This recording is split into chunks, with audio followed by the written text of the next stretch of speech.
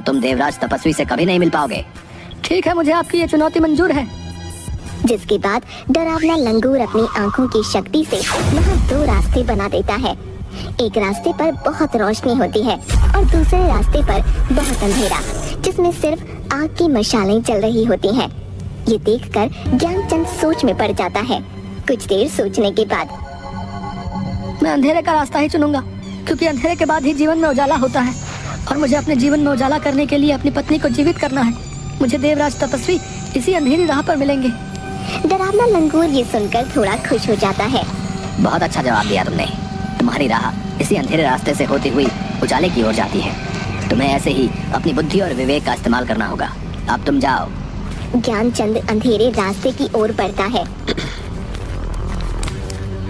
तभी थोड़ी दूर पर वो देखता है एक बहुत बड़ी शिला दिख रही है। ये क्या? गुफा में आगे जाने का तो कोई रास्ता ही नहीं दिखाई दे रहा। वो उस शिला के पास जाता है। इतनी बड़ी शिला, आखिर इसका क्या मतलब हो सकता है?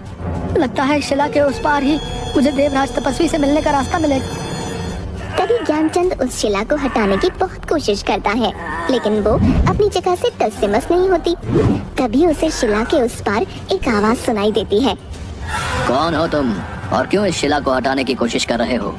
क्या तुम जानते नहीं ये गुफा देवराज तपस्वी की है। यहाँ किसी भी इंसान का आना मना है। फिर तुम क्यों आए हो? मैं बहुत ही मुसीबत में हूँ। मुझे यहाँ गरुड़ राज ने भेजा है। मुझे देवराज महान तपस्वी से मिलना है। उनसे मिले बिना मैं यहाँ से नहीं जाऊंगा। तुम्हें गरुड़ राज ने भेजा है, इसका तुम्हें प्रमाण देना होगा। तुम्हें एक चुनौती का सामना करना होगा, तभी तुम इस शिला के पार आ सकते हो। मुझे आपकी चुनौती मंजूर है। क्या करना होगा मुझे बताओ। इस शिला को खोलने की चाबी का पता तुम्हें अपनी बुद्धि से लगाना होगा, तभी तुम इस शिला के अंदर आ पाओगे।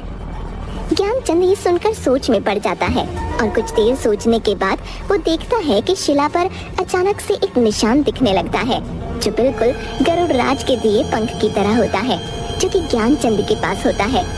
वो उस पंख को अपने हाथ में लेता है। अच्छा, तो इस शिला की चाबी ये पंख ही है, क्योंकि इस शिला पर दिखाई दे रहा ये निशान गरुड़ राज के पंख की तरह है।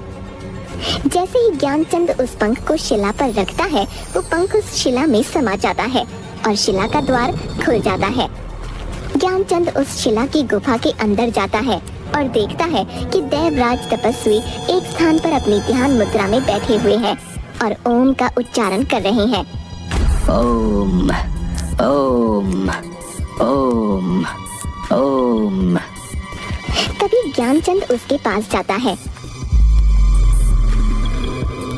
हे महान तपस्वी देवराज, आंखें खोलिए। मुझे आपकी सहायता की आवश्यकता है। आप ही मेरी सहायता कर सकते हैं। आंखें खोलिए अपनी। कि देवराज तपस्वी अपनी आंखें खोलता है। कौन हो तुम और क्यों आए हो हमारी गुफा में?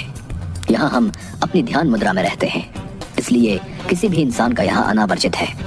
लेकिन तुम यहाँ इतनी चुनौतियों का सामना करके आए हो, तो हम तुम्हारी सहायता अवश्य करेंगे। बताओ हमें, हम तुम्हारी क्या सहायता कर सकते हैं? मैं एक मंदिर का पुजारी था, लेकिन अपने लालच के कारण एक दिन उस मंदिर से कुछ सोना चांदी चुराकर अपनी पत्नी के साथ इस गुफा के पार वाले जंगल में आ गया। लेकिन वहाँ हमारा सामना खूंखार नरभक्षी से हुआ और उसने मेरी पत्नी को ही अपना शिकार बना लिया। वो खूंखार नरभक्षी एक एक करके सभी जंगल के जानवरों को अपना शिकार बना रहा है। मैं अपनी पत्नी को दोबारा से जीवित करना चाहता हूँ। मेरी पत्नी की जान मेरे ही लालच के कारण गई है, इसलिए मैं अपनी पत्नी को फिर से जीवित करना चाहता हूँ। अब आप ही मेरी सहायता कीजिए देवराज। दुष्ट व्यक्ति, तुमने अपने लालच के कारण अपनी पत्नी को गवा दिया है। मैं तुम्हारी सहायता नहीं करूंगा। जाओ यहाँ से। ज्ञानचंद ये सुनकर तपस्वी के पैरों में गिर पड़ता है। नहीं नहीं देवराज, ऐसा मत बोलिए। आप एक महान तपस्वी हैं, मैं जानता हूँ। मुझे लालच नहीं करना चाहिए था, लेकिन अब मैं अपनी पत्नी को फिर से जीवित करना चाहता हूँ। मेरी सहायता कीजिए। ज्ञानचंद की ये बातें सुनकर अच्छा तो ठीक है, मैं तुम्हारी सहायता अवश्य करूंगा, लेकिन इससे पहले तुम्हें मेरे 2 सवालों का उत्तर देना होगा। तुम्हारे दूसरे उत्तर में ही तुम्हें वो वस्तु मिलेगी जिससे तुम अपनी पत्नी को दोबारा जीवित कर सकते हो, और उस खूंखार नरभक्षी का विनाश भी उसी से होगा। इसलिए तुम्हें अपनी बुद्धि और विवेक का उपयोग करके ही दोनों उत्तर देने होंगे। अगर कोई भी उत्तर गलत हुआ तो हम तुम्हारी सहायता नहीं करेंगे। तुम्हें यहाँ से खाली हाथ ही जाना होगा। नहीं नहीं तपस्वी देव, मैं यहाँ से खाली हाथ नहीं जाना चाहता। मैं आपके दोनों सवालों का सही उत्तर देने की जरूर कोशिश करूंगा। तो बताओ, तुम्हारा पहला प्रश्न है, इस संसार में मनुष्य के जीवन में भाग्य बड़ा है या बुद्धि? ज्ञानचंद ये सुनकर थोड़ा सोच में पड़ जाता है। आपके इस प्रश्न का उत्तर बुद्धि है देवराज तपस्वी, क्योंकि मनुष्य के जीवन में बुद्धि ही वो मार्ग है जिस पर चलकर भाग्य को बदला जा सकता है। भाग्य कभी भी बुद्धि को नहीं बदल सकता है, लेकिन बुद्धि में वो गुण होते हैं कि वो भाग्य को बना और बिगाड़ सके। इसलिए भाग्य और बुद्धि में बुद्धि ही बड़ी है। बहुत ही उत्तम, तुमने बिल्कुल सही उत्तर दिया है। मनुष्य अपनी बुद्धि से ही कुछ भी हासिल कर सकता है। भाग्य का मार्ग बुद्धि के मार्ग के आगे छोटा होता है। अब तुम्हें अपने दूसरे प्रश्न का उत्तर देना होगा। यह प्रश्न तुम्हारे लिए बहुत महत्वपूर्ण है और कठिन भी। अगर तुमने इसका सही उत्तर नहीं दिया तो तुम्हें यहाँ से खाली हाथ ही लौटना होगा। तो बताओ, इस संसार में मनुष्य के जीवन में भूख, प्यास, नींद और आशा, इन चारों में से सर्वश्रेष्ठ क्या है? ज्ञानचंद सोच में पड़ जाता है। आपके दूसरे प्रश्न का उत्तर आशा है देवराज, क्योंकि आशा अर्थात उम्मीद पर ही ये संसार टिका हुआ है। क्योंकि मनुष्य के जीवन में एक आशा ही होती है जो मनुष्य के जीवन में कठिन से कठिन कार्य को भी करने की ताकत देती है। मनुष्य जीवन में आशा घने अंधेरे में उस रोशनी की किरण की तरह है जो मनुष्य को घनघोर कष्ट में भी जीने की प्रेरणा देती है। वाह, बहुत ही उत्तम उत्तर। तुम्हारा ये उत्तर भी बिल्कुल सही है। मैं तुमसे बहुत खुश हुआ। तुम्हारी बुद्धि ने मुझे प्रभावित किया, इसलिए मैं तुम्हारी सहायता अवश्य करूंगा। तभी तपस्वी उसे एक जल से भरा अपना लोटा देते हैं। ये लो, ये अमृत ही तुम्हारी सहायता करेगा। इसे उस नरभक्षी की आंखों में डाल देना और इसकी कुछ बूंदें अपनी पत्नी की हड्डियों पर डाल देना, जिससे तुम्हारी पत्नी जीवित हो जाएगी। ज्ञानचंद वो अमृत अपने हाथों में ले लेता है। आपका बहुत बहुत धन्यवाद तपस्वी देवराज। अब मैं इस अमृत से अपनी पत्नी को दोबारा जीवित कर पाऊंगा और उस नरभक्षी का अंत भी। जाओ, तुम्हारा कल्याण होगा।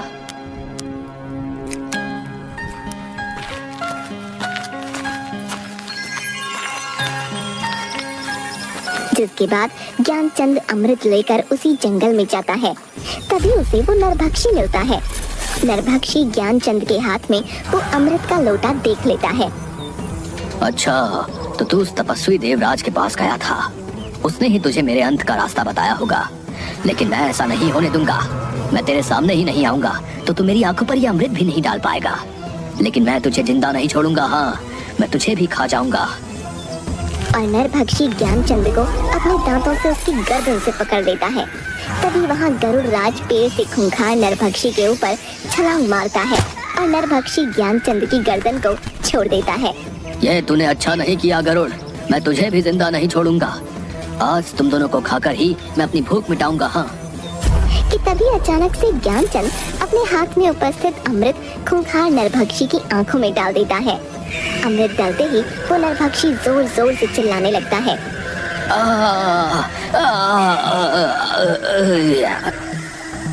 और देखते ही देखते जलकर भस्म हो जाता है। जिसके बाद ज्ञानचंद और गरुड़ की आंखों में थोड़ी खुशी दिखाई देती है। नरभक्षी का तुमने अंत कर दिया है। वाकई तुम बहुत बहादुर निकले। अब जाओ और अपनी पत्नी की हड्डियों पर इस अमृत की बूंदें डाल दो। जिसके बाद ज्ञानचंद अपनी पत्नी की हड्डियों पर उस अमृत को डाल देता है। जिसके बाद उसकी पत्नी दोबारा जीवित हो जाती है, जिसे देखकर ज्ञानचंद खुश हो जाता है। आखिर तुम फिर से जीवित हो ही गई भाग्यवान। तुम मेरे पास दोबारा लौट आई हो। मेरे लिए इससे बढ़कर और कुछ भी नहीं। लेकिन ये सब कैसे हुआ जी? मुझे तो उस खूंखार नरभक्षी ने मार डाला था, फिर ये सब कैसे हुआ? जिसके बाद ज्ञानचंद अपनी पत्नी को सारी बात बताता है। आप तो सच में एक बहादुर इंसान निकले जी। आपने लालच में जो पाप किया था उसकी सजा आपको इस रूप में मिली जी। आपके लालच ने मुझे सदैव के लिए आपसे दूर कर दिया था, लेकिन आपके पश्चाताप और मुझे दोबारा जीवित करने की इच्छा ने मुझे फिर से आपके पास वापस ला दिया है। अब आप कभी भी लालच के झांसे में मत आइएगा। हाँ नहीं भाग्यवान, मुझे समझ आ गया है। मनुष्य को लालच सिर्फ विनाश की ओर ही ले जाता है। दोनों खुश रहो। आज तुम्हारी वजह से इस जंगल को इस नरभक्षी से मुक्ति मिली। धन्यवाद। आपका भी बहुत बहुत धन्यवाद गरुड़ राज। आपकी सहायता के बिना ये संभव नहीं था।